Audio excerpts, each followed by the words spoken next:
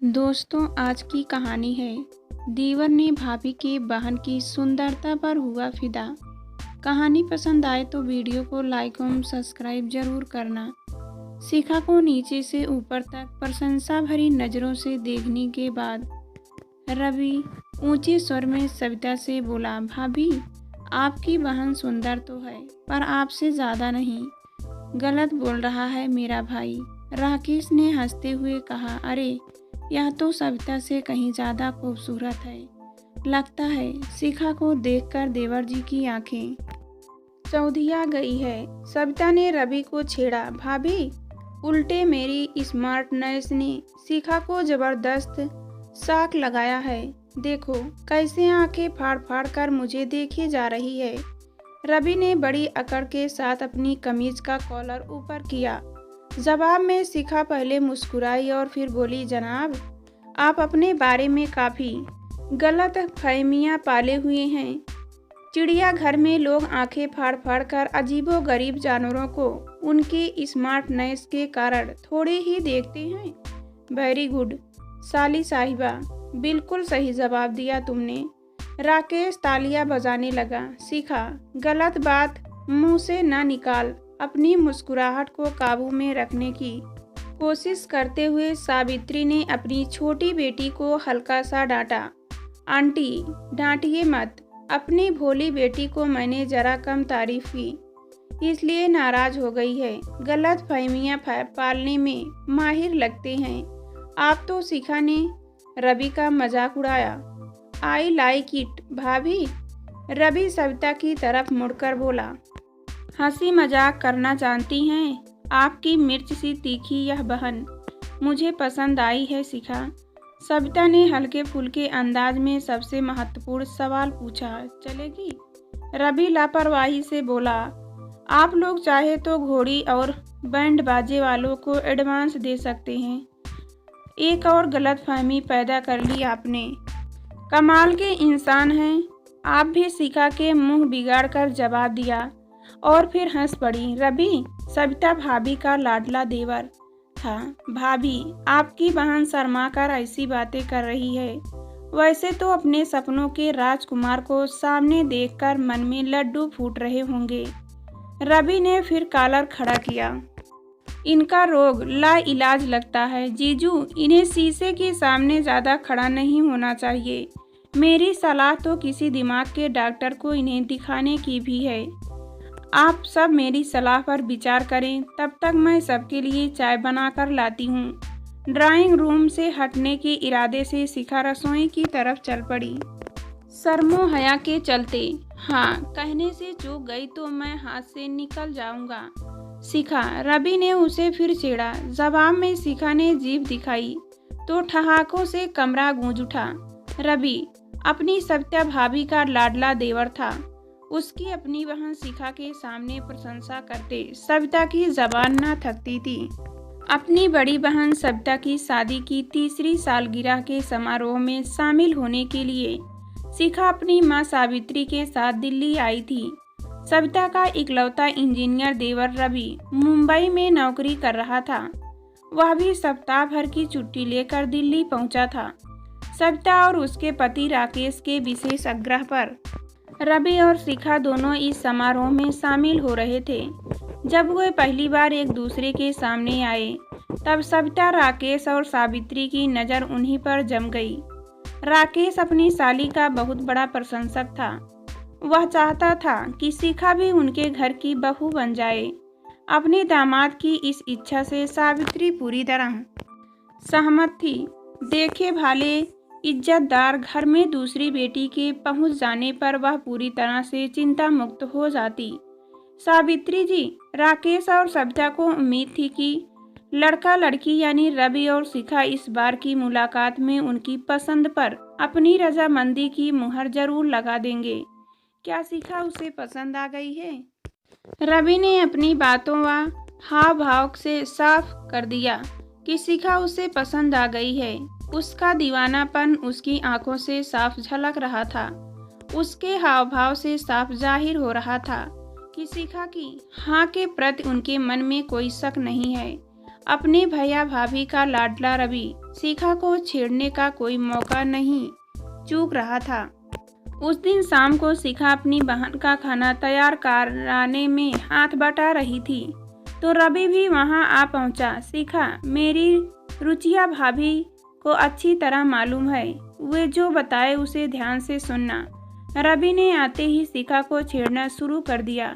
आपको मेरी एक तमन्ना का शायद पता नहीं है। शिखा का स्वर भी फौरन शरारती हो उठा। तुम इसी वक्त अपनी तमन्ना बयान करो शिखा, बंदा उसे जरूर पूरी करेगा। मैं दुनिया की सबसे घटिया कुक बनाना चाहती हूँ और इसलिए अपनी माया दीदी से पाक कला के बारे में कुछ भी सीखने का मेरा कोई इरादा नहीं है। लेकिन यह तो टेंशन वाली बात है।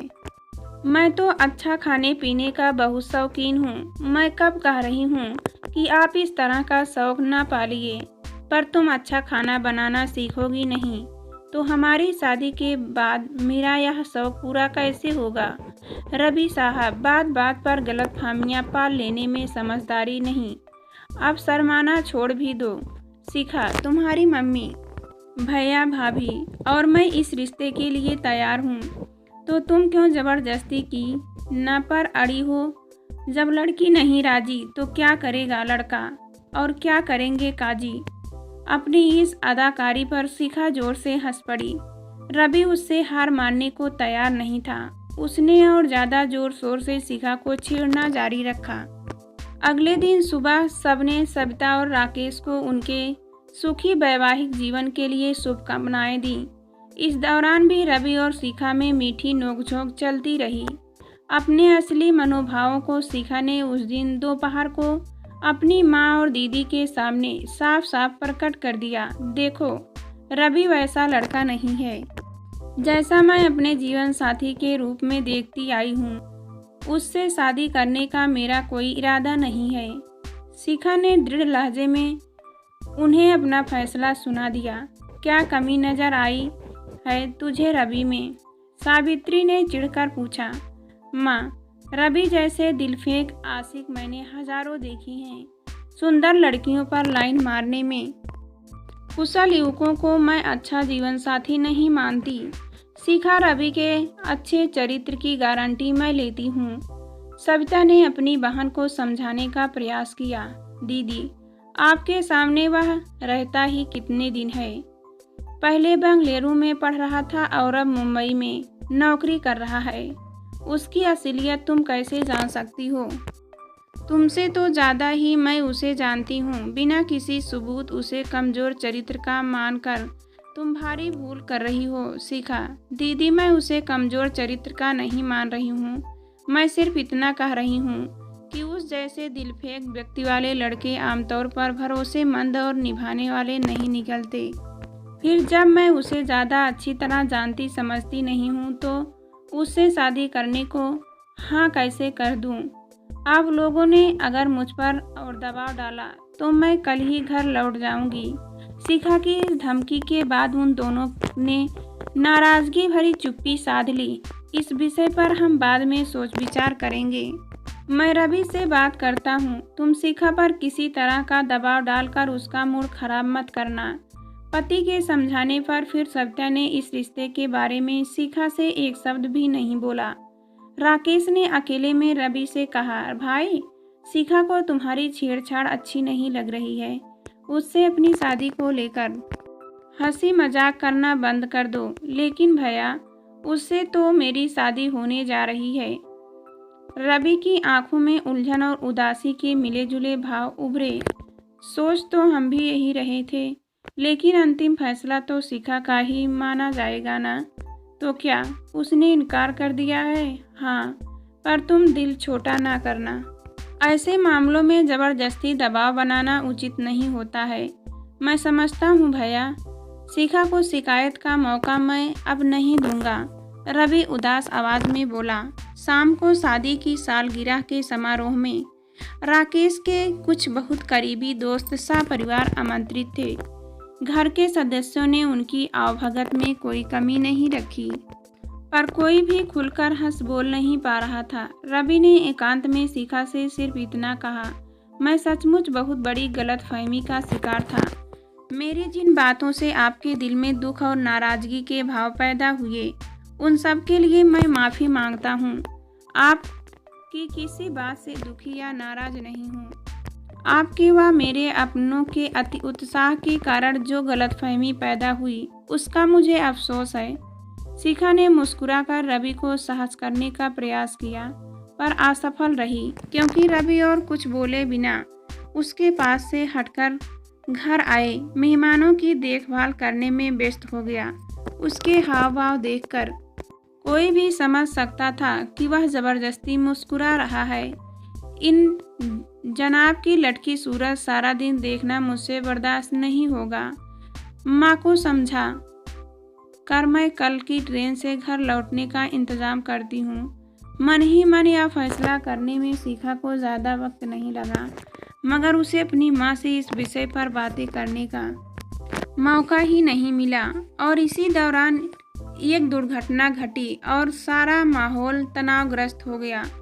आखिरी मेहमानों को विदा करके जब सविता लौट रही थी, तो रास्ते में पड़ी ईंट से ठोकर खाकर धड़ाम से गिर गई।